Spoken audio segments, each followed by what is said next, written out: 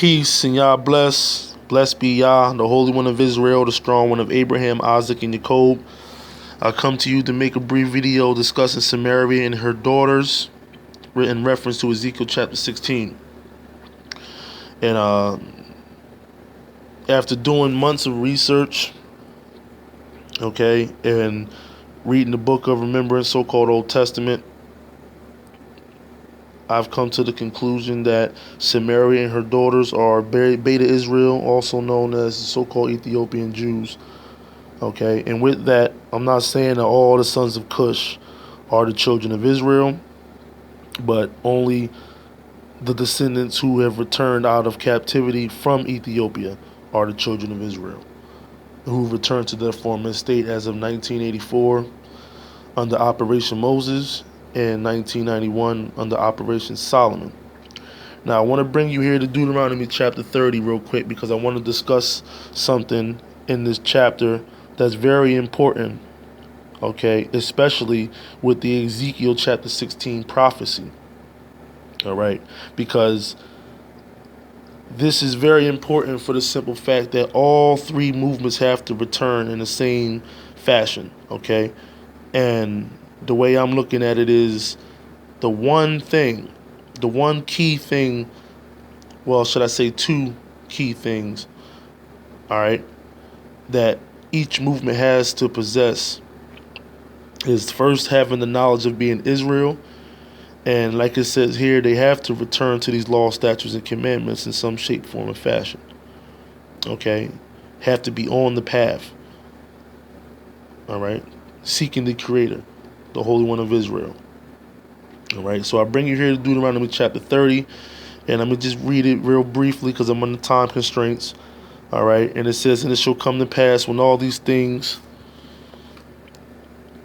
are come upon you, the blessing and the curse which I have set before you, and you shall call them to mind among all the nations whither Yah have driven you, and shall return unto Yah and shall obey his voice according to all that I command you this day, you and your children with all your heart and with all your soul.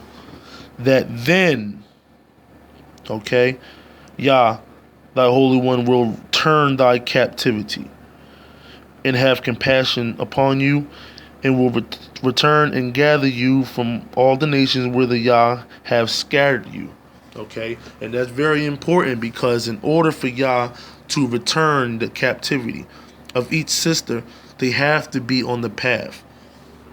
They have to have the knowledge of being Israel, and they have to return to these laws, statutes, and commandments in some shape, form, or fashion.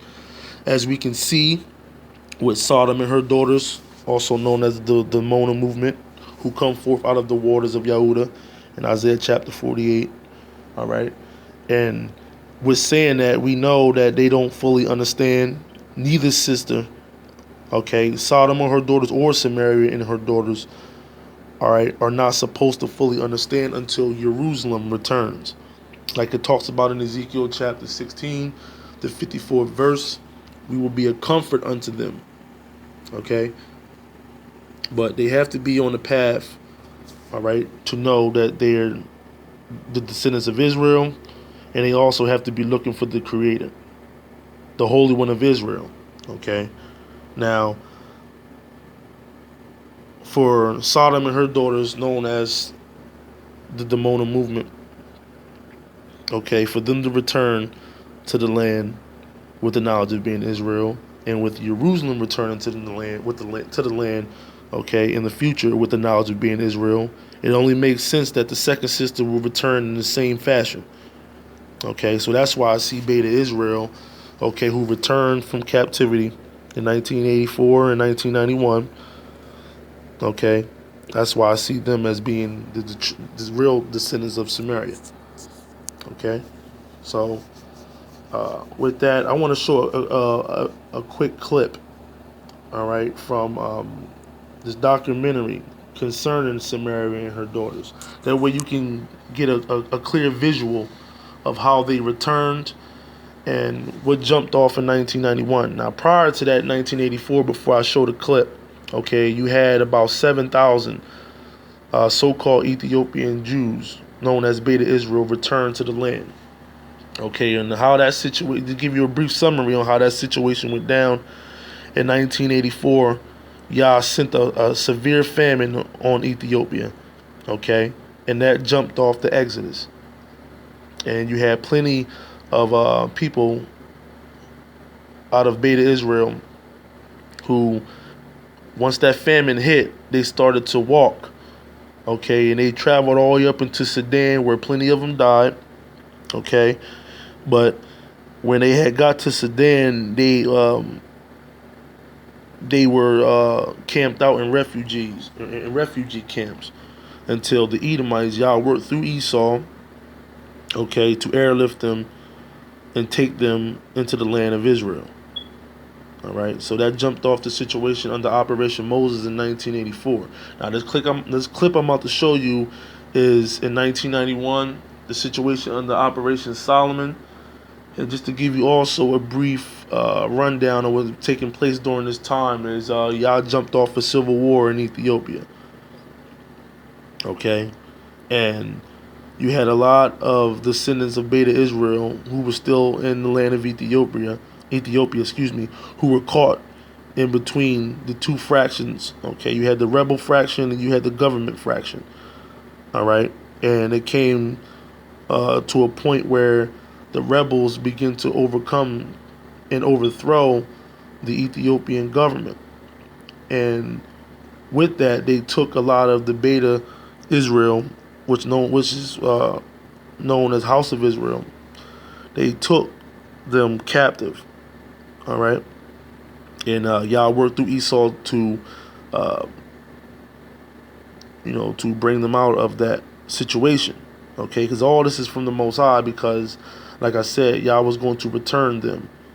All right, and these people have been obeying these laws, statutes, and commandments in some shape, form, and fashion for a while. Okay, and Yah jumped that off. So I'm gonna show you a quick clip here, real quick. Just a second. Let's see. So just pay close attention. All right. Israeli Air Force planes take off for Ethiopia, carrying troops in civilian clothing. Operation Solomon is underway. As the Jews gather outside the embassy, months of planning and organization are put to the test. They must be transported to the airport quickly without attracting attention, within range of rebel guns.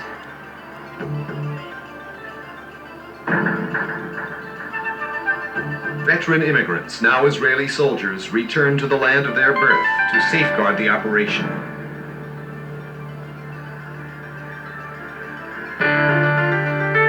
They board the planes as quickly as they land, leaving all their possessions behind. They leave the land of their birth with no more than the clothes on their backs. With no baggage, the planes carry more passengers, more than 1,000 on one jumbo jet, a world's record. At exactly 4:40 p.m., the first of 35 aircraft taking part in Operation Solomon lands at Ben Gurion Airport, and a little boy steps into the sunlight of his promised land.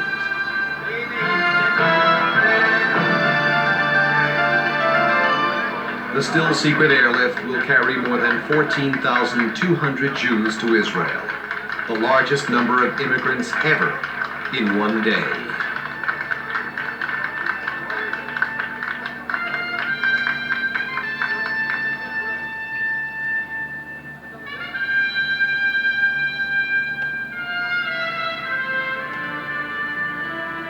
The young, the old, the healthy, and the infirm. Religious leaders carrying sacred writings. An entire community emerges from the plains. This is the last group of a Jewish community that waited for thousands of years for this moment of coming back to the country. And we did it.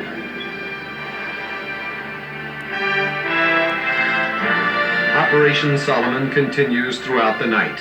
The travelers are roped in to make sure no one strays in the darkness.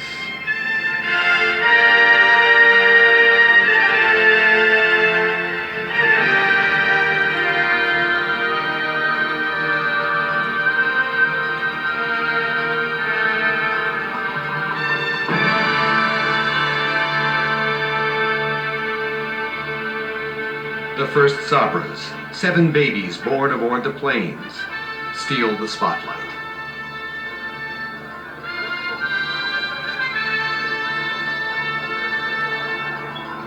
Natan Sharansky, once a prisoner of Zion in the Soviet Union, now an Israeli journalist, puts down his pen and helps out on one of the flights.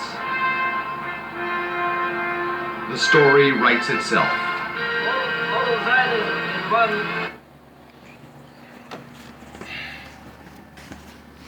Okay, so that was Operation Solomon. As you can see, that was all the Most High who brought them back to that, in that fashion. All right, that was all the Most High.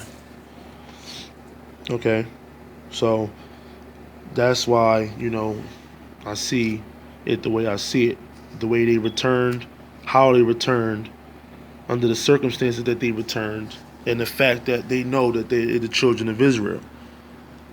Okay, simple as that. So with that, let me take you over into Hosea, dealing with Ephraim. Just a second.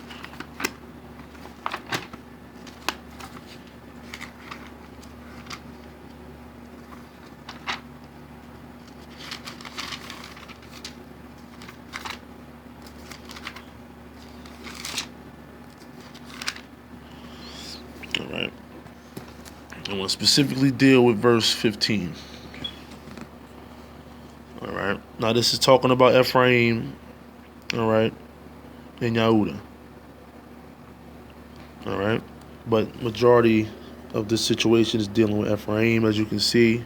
Those of you who privy to Hosea, most of this is dealing with Samaria. Okay, I'm going to start from 14. It says, "For I will be unto Ephraim as a lion, and as a young lion to the house of Yehuda. I, even I, will tear and go away. I will take away, and none shall rescue him.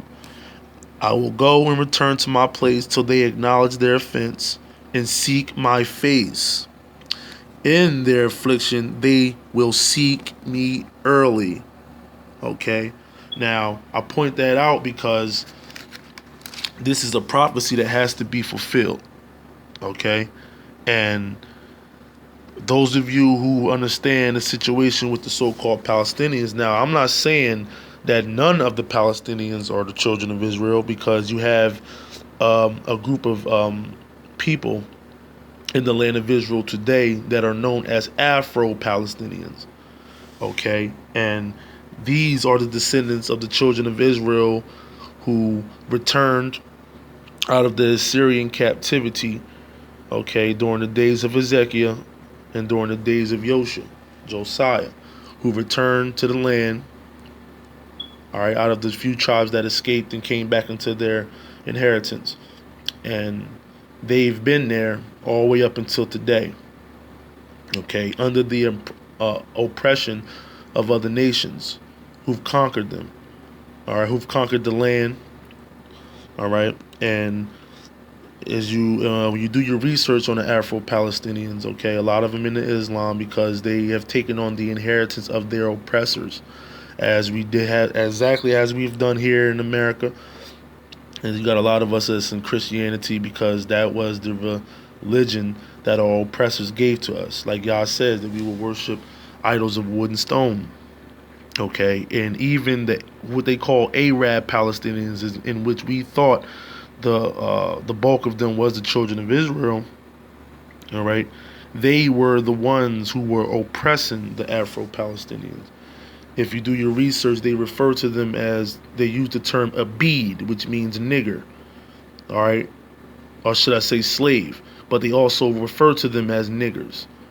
Okay, they refer to them as niggers, slaves. Okay, and why is that? It's because the way history shows us, the people who are call themselves Palestinian today, your Mutabasses and your Hamas fraction, your Fatah fraction, those are the descendants, okay, of those Ishmaelites who conquered the land of Jerusalem and the land of Israel during the time of the Caliphate, coming all the way up into the Ottoman Empire. Okay, and those Afro-Palestinians all right, were known as the slaves. Okay, the people who served them. Okay, and all you got to do, okay, when you researching the Palestinians and their history, is just look at how the land of Israel was before 1948 and how these Palestinians were living. Okay, now how do we discern who's Israel and who's not? We have to go to Deuteronomy Chapter 28, and that's how we discern who's Israel and who's not. And they have to live under those curses, because especially since the time that Israel went into darkness, and Yah put the whipping on the children of Israel. In any time in history, when you're doing the research on the people and they don't fit those curses, then they're not the children of Israel. Okay, so when you get time, just take a look at that. All right, look at how the Palestinians were living. All right, and also think about this. The children of Israel today, we are in captivity. And what does it say in the curse? We are the tail, not the head. Okay, we're the lowest of the lowest. And even up until today, okay, the so-called Ethiopian Jews, or Beta Israel, are known as third-class citizens in the land of Israel, even worse than Palestinians. Okay? All right? So just think about that. And also the Arab Palestinians, just to show you how they discriminate against the so-called African Palestinians or Afro-Palestinians. They won't allow their daughters to marry any so-called Palestinian of dark complexion. Okay? They won't allow their daughters to marry. They won't take their daughters to marry. All right? So that just shows you the discrimination between the Arab Palestinians and the Afro-Palestinians. Okay? So just to throw a side note in there, but yes, okay, they have to seek Yah's face, which means they have to return to these law, statutes, and commandments before they return to the land. Just like the situation with Dimona, with the Dimona movement. Same way with Samaria and her daughters, as it will be with Jerusalem. Excuse me. All right. So, also, I wanted to point out, just a second. All right. When you go to Hosea chapter 9, and go up here to the 13th verse. Okay. Because this is a key part in history dealing with these Beta Israel, Samaria, and her daughters. Okay. And if those of you who privy to the situation, what happened when before the women boarded the planes, in the video that I just showed you, the Edomites told these women if they don't take these shots, and in these shots was the birth control poison called Depo-Provera, excuse me, and they were shooting these Israelites, okay, of Ethiopian descent. They were shooting them up with these birth control, okay, which is a long-term birth control, which affects the womb, and a lot of them were prevented from bearing children. All right, so how does that fit prophecy? When you look here in Hosea chapter 10, or chapter 9, excuse me, where is it at? Chapter 9, verse 13, it says, Ephraim, as I saw Tyrus, is planted in a pleasant place.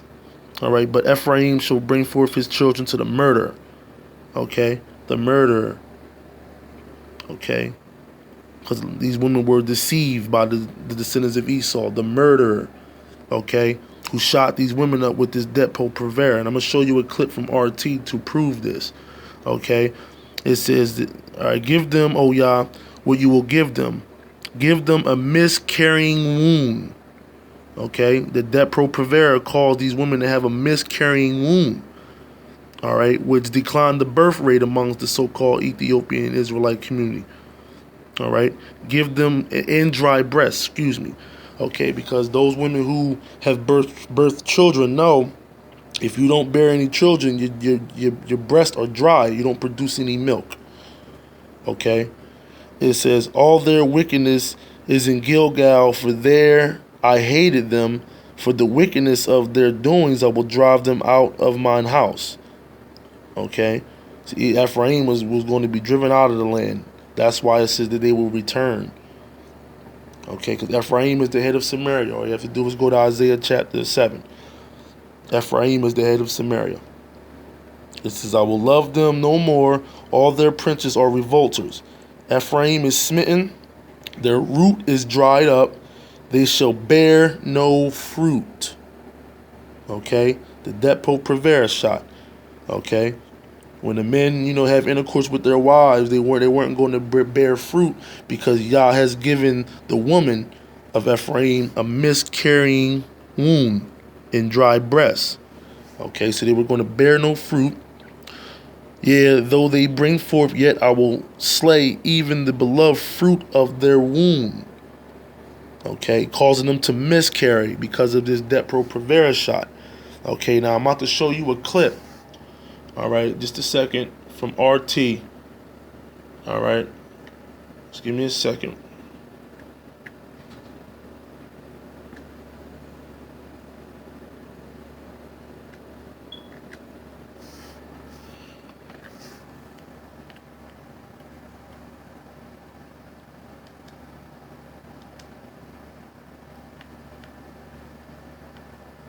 Hold on just a second.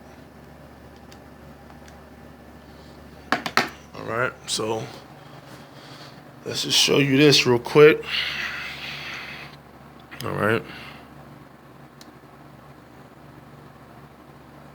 Not to mention they experience exponentially higher poverty and unemployment rates than that of native Israelis. It's talking about the Ethiopian Israelites. There have been multiple instances of racist mobs who have vandalized and harassed Ethiopian neighborhoods.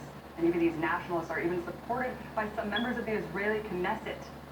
At one nationalist rally, the Knesset minister, Miri Regev, described illegal immigrants as a, quote, cancer to the country.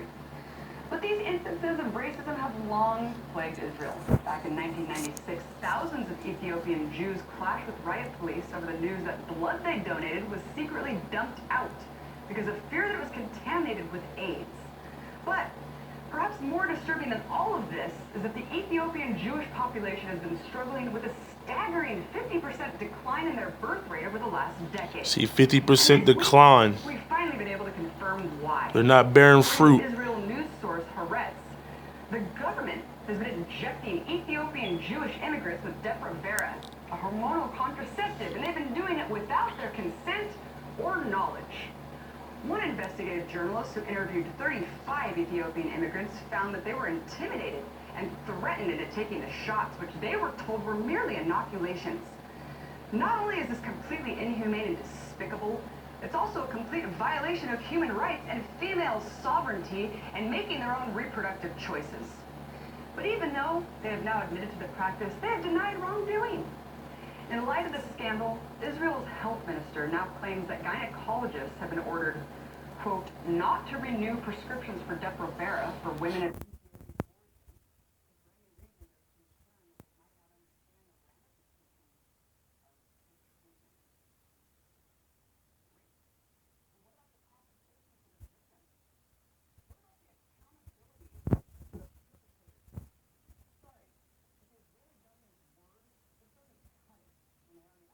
Impunity. The part that really irks me, though, is the utter hypocrisy. Israel is the only country in the world that was paved for a specific group of people that experienced such horrific discrimination and genocide.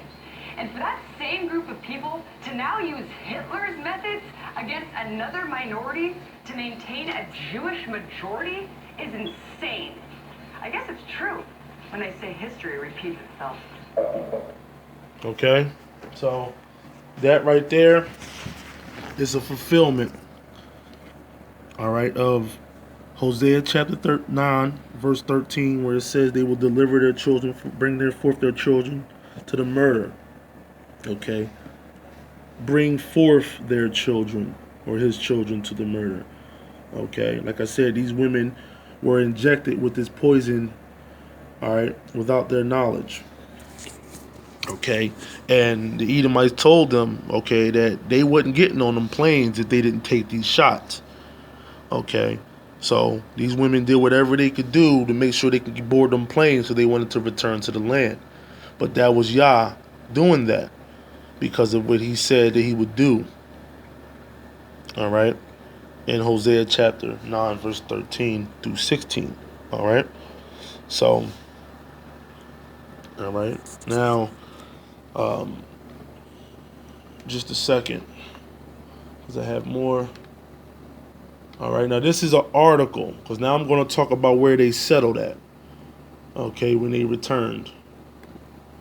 All right, this is an article. Just a second. All right, let's zoom in here. All right, oops, excuse me. Let me go back. All right, this is the article. Okay, let me zoom in here. All right, that was dated January 18th, 1985. Okay, this is a year, well, should I say a few months. All right, because I think they started to come in, if I'm not mistaken, during Operation Moses in, like, I want to say August of 1984 up until I think March of 1985. All right, don't quote me on that, but I know that